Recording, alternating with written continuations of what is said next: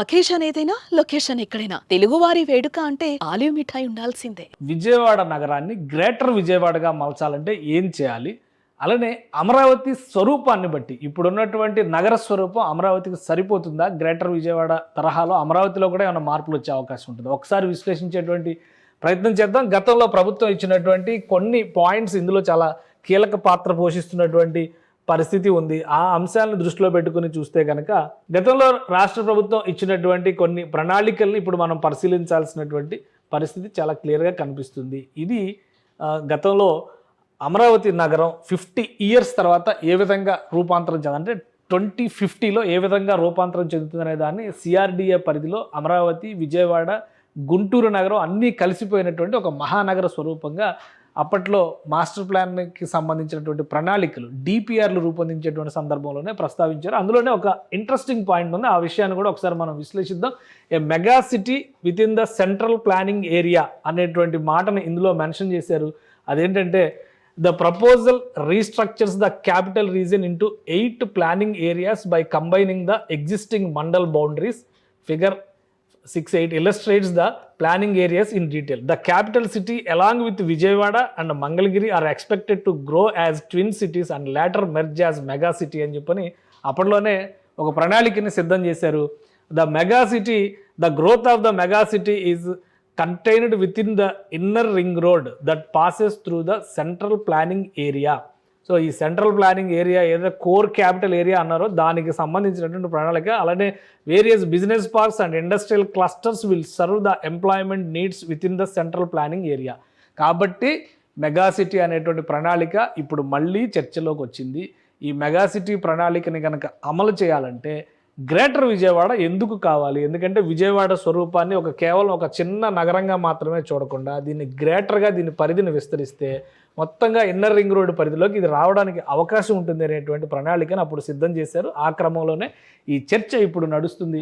ఒక్కసారి పరిశీలించి చూద్దాం మనం ఈ గ్రేటర్ విజయవాడలోకి వచ్చేటువంటి ప్రదేశాలు ఏవేవి ఉండొచ్చు, ఏ ఏ ప్రాంతాలను గ్రేటర్ విజయవాడ పరిధిలోకి తీసుకురావచ్చు.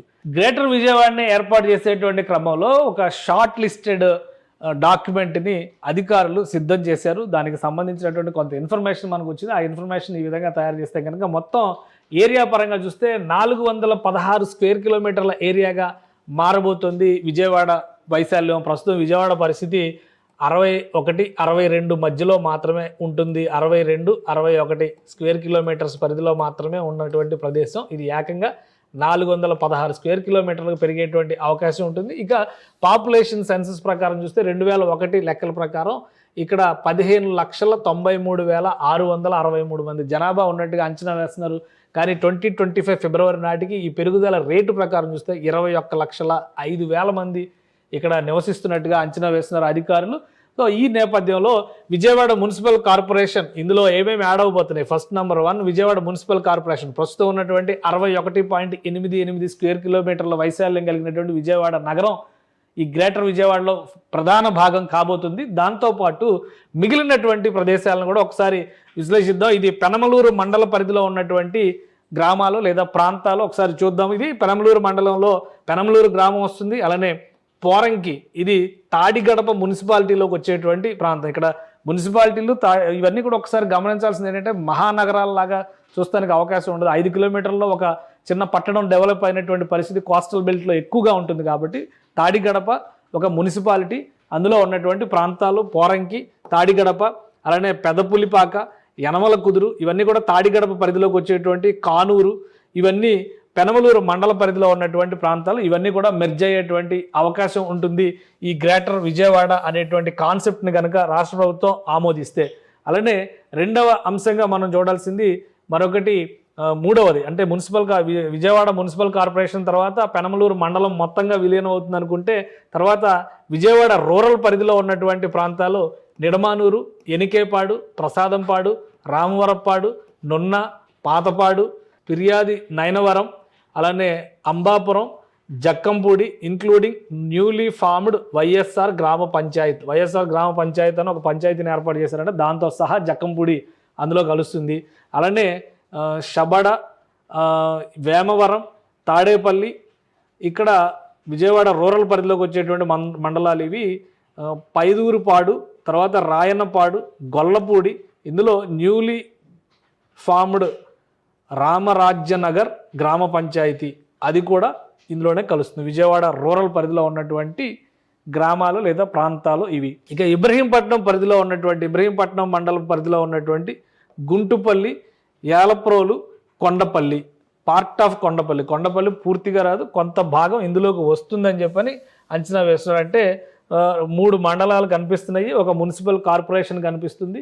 ఇవి కాకుండా రైట్ కొండపల్లి మున్సిపాలిటీ తర్వాత గూడూరుపాడు, మల్కాపురం ఇది కూడా కొండపల్లి మున్సిపాలిటీలో భాగం అనమాట, అది కూడా ఇందులో కలుస్తుంది. తర్వాత Tummalapalem, Ibrahimpatnam part of Kondapalli municipality, ఇది కూడా కొండపల్లి మున్సిపాలిటీలో ఉన్నటువంటి భాగం. ఇవన్నీ కూడా ఇటు గ్రేటర్ విజయవాడ పరిధిలోకి వచ్చేటువంటి అవకాశాలు ఉన్నాయి. ఇక జూపూడి, తర్వాత త్రిలోచనపురం, మూలపాడు, జామి మాచివరం, నవీ పోతవరం, తర్వాత కేతనకొండ, కొటికిలపూడి ఇవన్నీ కూడా ఇబ్రహీంపట్నం మండలం పరిధిలోకి వచ్చేవి. కొండపల్లి మున్సిపాలిటీ పరిధిలోకి వచ్చేటువంటి ప్రాంతాలు 35 లిస్ట్ అవుతుంది ఇక్కడ వరకు. తర్వాత చూస్తే తాడేపల్లి ఇది ఓల్డ్ మున్సిపాలిటీ పార్ట్, ఇందులో ఇంక్లూడ్ అవుతుంది. అలానే excluding Nulakapeta, Doulos Nagar part of MTMC అంటే మంగళగిరి, తెనాలి మున్సిపల్ కార్పొరేషన్లో ఇవి భాగంగా ఉన్నటువంటి ప్రదేశాలు. తర్వాత ఇవన్నీ ఇక్కడ వచ్చే లిస్టులో ఉన్నవన్నీ కూడా మంగళగిరి, తెనాలి మున్సిపాలిటీ పరిధిలో ఉన్నటువంటి ప్రాంతాలు లేదా గ్రామాలు. కుంచినపల్లి, కొలనుకొండ, వడ్డేశ్వరం, ఇప్పటం అయితే అందరికీ తెలిసిందే, ఎందుకంటే చాలా పాపులర్ పేరు అది ఇప్పుడు.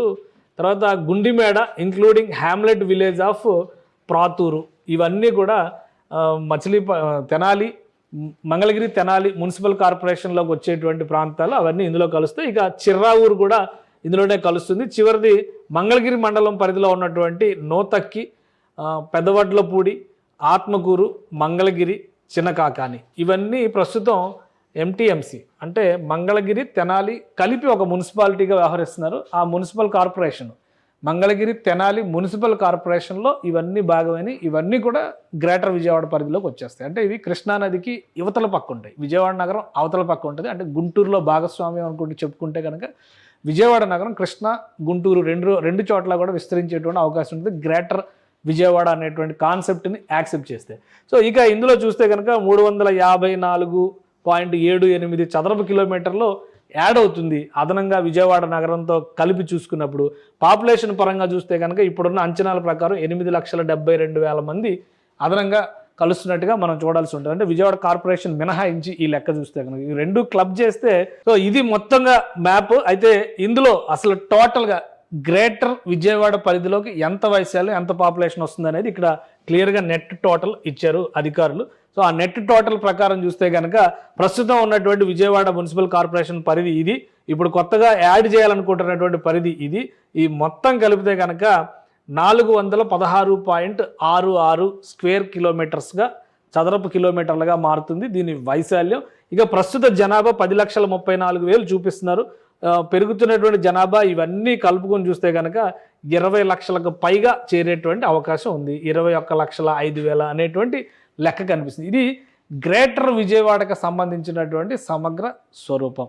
సో ఇది ఇక్కడ వరకు క్లారిటీ ఉంది. గ్రేటర్ విజయవాడని ఏ స్థాయిలో విస్తరించాలనుకుంటున్నారనే అంశంపైన క్లారిటీ ఉంది. మరి అమరావతి మాస్టర్ ప్లాన్ ప్రకారం జరిగేటువంటి అమరావతి నగరం ఇన్నర్ రింగ్ రోడ్డు పరిధిలోకి వస్తే ఆ పరిధిలోకి వచ్చేటువంటి ప్రాంతాలన్నీ ప్రస్తుతం ఉన్నటువంటి అమరావతి నగర ప్రాంతాలైనా లేదా మరేమైనా ఉన్నాయా, అది కూడా ఒక లిస్టు తయారైంది. ఒకసారి విశ్లేషించేటువంటి ప్రయత్నం చేద్దాం. ఇది మొత్తం కూడా ఒక కసరత్తు అధికార యంత్రాంగం చేస్తుంది ముఖ్యమంత్రి గారు సూచనల మేరకు. ఎందుకంటే రాబోయేటువంటి రోజుల్లో ఒక మహానగరానికి అక్కడ రూపకల్పన జరగాలంటే కనుక ఈ నిర్ణయాలన్నీ కూడా అమలు చేయాల్సినటువంటి అవసరం ఉంది కాబట్టి ప్రత్యేక కార్యాచరణగా దీన్ని టేకప్ చేశారు. సో దీన్ని ఒక్కసారి మనం పరిశీలిద్దాం. ఇది అమరావతి క్యాపిటల్ సిటీకి సంబంధించినటువంటి సమగ్ర స్వరూపం. ప్రస్తుతం Amaravati capital city master plan ప్రకారం కనుక లెక్కలు వేసి చూస్తే 217 కిలోమీటర్ స్క్వేర్ కిలోమీటర్లు ఉన్నటువంటి ప్రాంతం ఇది. దీనికి ఆల్రెడీ గతంలోనే మాస్టర్ ప్లాన్లోనే ఈ డీటెయిల్స్ అన్నీ కూడా పొందుపరిచారు.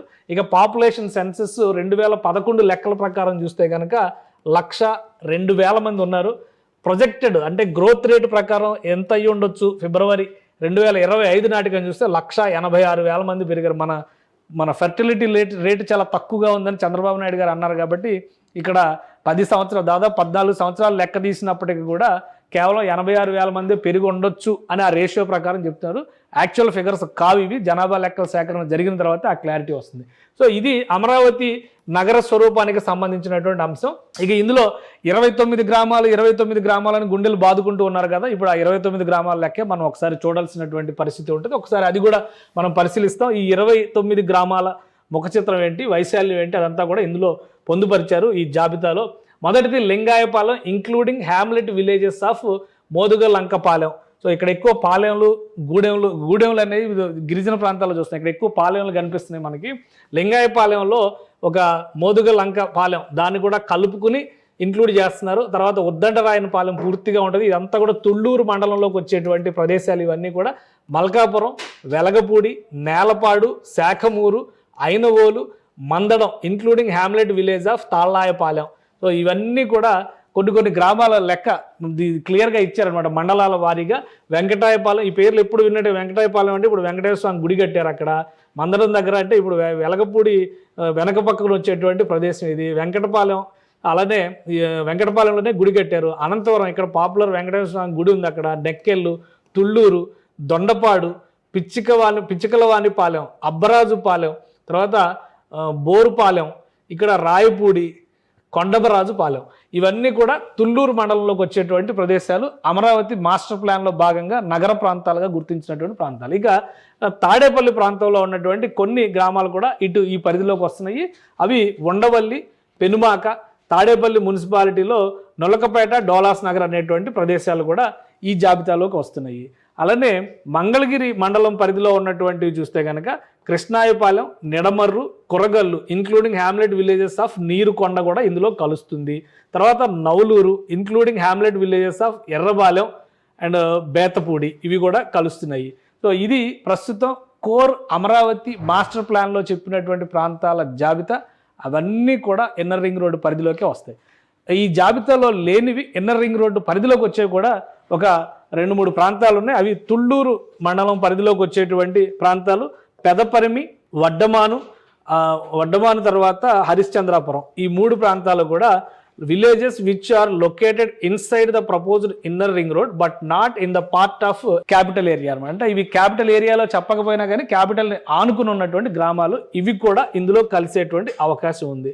సో అవి అన్నీ కలిపితే దీని వైశాల్యం 217 కిలోమీటర్లు, ఇక్కడ 217.23 ప్లస్ 44.03, ఈ రెండు కలిస్తే ఆల్మోస్ట్ 260 కిలోమీటర్ల దాకా, 268 కిలోమీటర్ల దాకా వెళ్తున్నటువంటి పరిస్థితి, స్క్వేర్ కిలోమీటర్స్ దాకా వెళ్తున్నటువంటి పరిస్థితి. జనాభా చూస్తే కనుక 2 లక్షలకి ఇది కలిపితే 2 లక్షల వరకు క్రాస్ అవుతుంది. అది ప్రొజెక్టెడ్ ఫిగర్స్. కానీ అమరావతి నగరం డెవలప్ అయిన తర్వాత దీని ముఖ చిత్రం మొత్తం కూడా మారిపోద్ది. ఒక జన సమూహం ఒక వరదలాగా వచ్చేటువంటి అవకాశం ఉంటుందని అంచనాలు వేస్తున్నారు. కాబట్టి ఇప్పుడు ఆల్రెడీ అక్కడ వర్కింగ్ క్లాస్ పెద్ద ఎత్తున పనిచేస్తుంది. రాబోయేటువంటి 3-4 సంవత్సరాలు వాళ్ళందరూ అక్కడే ఉంటారు.